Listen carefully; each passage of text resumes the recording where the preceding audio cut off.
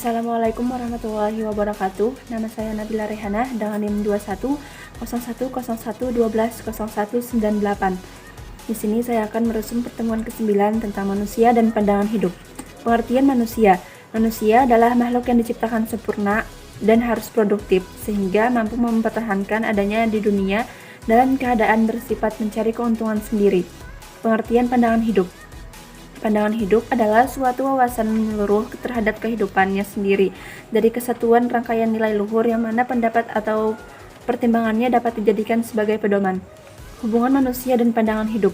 Pandangan hidup adalah sikap manusia yang paling mendasar. Jika dihubungkan dalam manusia, maka manusia memerlukan nilai-nilai unsur yang akan dianggapnya sebagai pandangan hidup.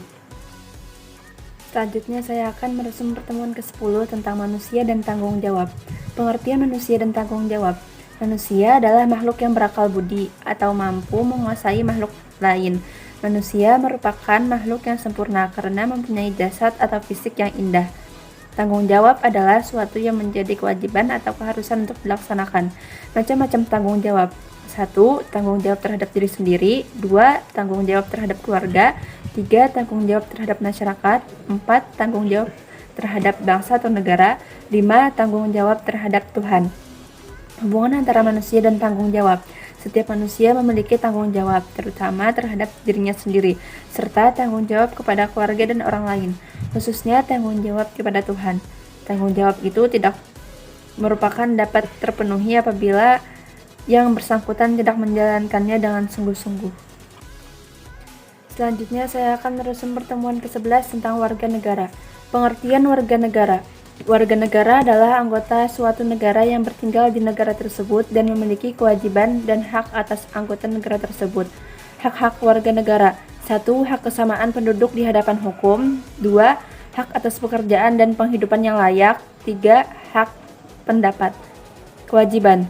Kewajiban merupakan segala sesuatu yang harus dilakukan oleh semua individu agar bisa mendapatkan haknya secara layak. Negara. Negara adalah sebuah wilayah yang memiliki sistem pemerintahan yang harus mengatur kehidupan yang berada di dalamnya.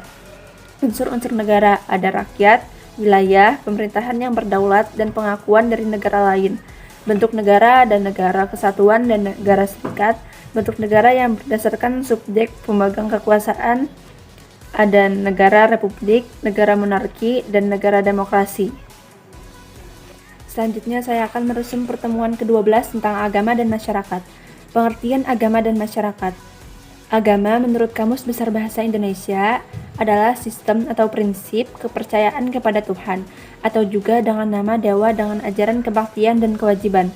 Masyarakat adalah sekelompok orang yang membentuk sebuah sistem semi tertutup atau semi terbuka, di mana sebagian besar interaksi antara individu yang berada dalam kelompok tersebut.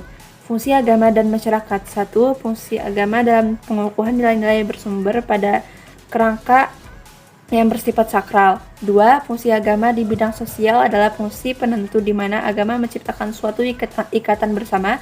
3. Fungsi agama sebagai sosialisasi individu. Hubungan antara agama dengan masyarakat. Hubungan agama dalam kehidupan jika dipadukan dengan budaya dan masyarakat akan membentuk kehidupan yang harmonis, karena ketiganya mempunyai keterikatan yang erat satu sama lain. Selanjutnya saya akan meresum pertemuan ke-13 tentang manusia dan keadilan. Manusia. 1. Kedudukan manusia sebagai makhluk Tuhan. 2. Manusia sebagai makhluk individu. 3. Manusia sebagai makhluk sosial. Keadilan. Pengertian keadilan.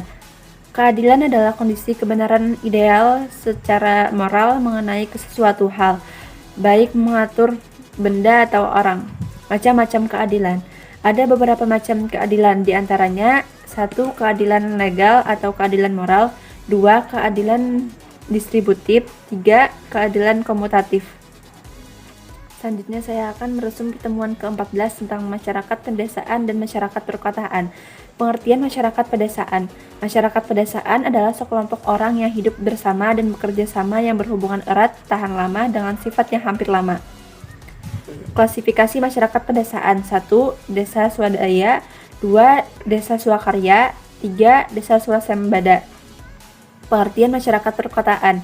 Pada masyarakat perkotaan, individu biasanya tidak terlalu bergantung pada orang lain, sedangkan di desa, antar warga negara biasanya memiliki hubungan yang erat karena sering bersikap dalam berbagai hal dan kegiatan. Klasifikasi masyarakat perkotaan. Kota kecil memiliki jumlah penduduk 20.000 sampai 50.000 jiwa. Kota sedang memiliki jumlah penduduk 50.000 sampai 100.000 jiwa. Kota besar memiliki jumlah penduduk 100.000 sampai 1 juta jiwa. Hubungan masyarakat pedesaan dan masyarakat perkotaan. Masyarakat pedesaan dan perkotaan bukanlah komunitas yang terpisah sama sekali satu sama lain. Bahkan dalam keadaan yang wajar di antara keduanya terdapat hubungan yang erat bersifat ketergantungan karena di antara mereka saling membutuhkan. Selanjutnya saya akan merusung pertemuan ke-15 tentang pelapisan sosial dan kesamaan derajat. Pengertian lapisan sosial. Lapisan sosial atau bisa juga disebut stratifikasi sosial dalam pembagian atau pengelompokan vertikal anggota suatu masyarakat berdasarkan strata. Status sosial.